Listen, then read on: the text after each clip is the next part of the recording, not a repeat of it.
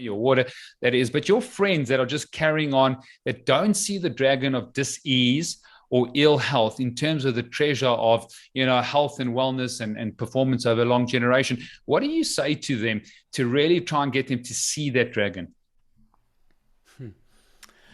Well, because what's big in your world isn't necessarily as big in mine. So I do talk about that. I've got a talk called Intention Seeking that I do on the topic, and it is to people. But the dragon for me is greed, actually. So the dragon I'm going up to is to say that we're trading. I think there's often a correlation between the more successful entrepreneurs I speak to, financially successful entrepreneurs that I speak to.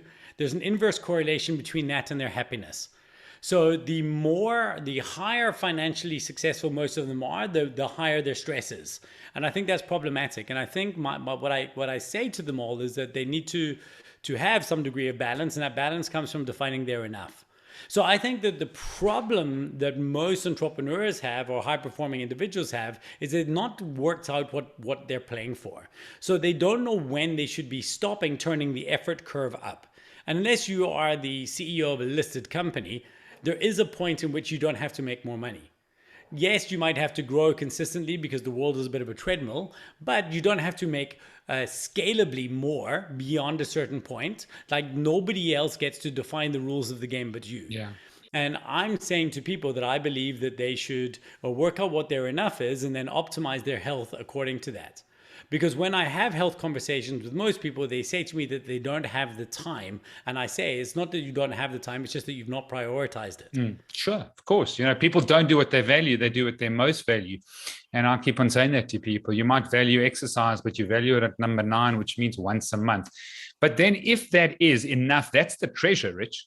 If they knew, say, for instance, they had a net asset value of 3 million Rand or 5 million Rand, and they were there, then the dragon they slay is possibly effort or lack of awareness, or they think Western medicine is just going to solve all problems, which is often what I see with the older generation that have got whatever they need, but they don't see the value of lifestyle changes. They don't see the value of exercise, diet, fasting.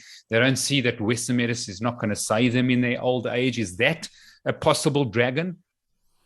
I mean, I think it is. It's typically not.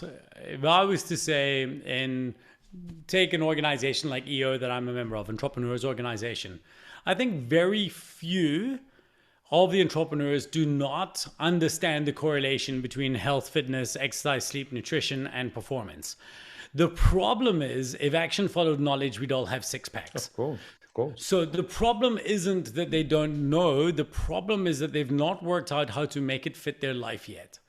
And it's very, very hard to solve that. You don't have time to solve this while the treadmill, like if you asked me to read a book while running at a 10 or a 20 on the treadmill, I wouldn't be able to do it. So whereas if I could read a book while I'm walking at a reasonable pace, they're performing at the one priority of their life so fast that they're not willing to turn it down to optimize the overall output. And I think that's fundamentally flawed.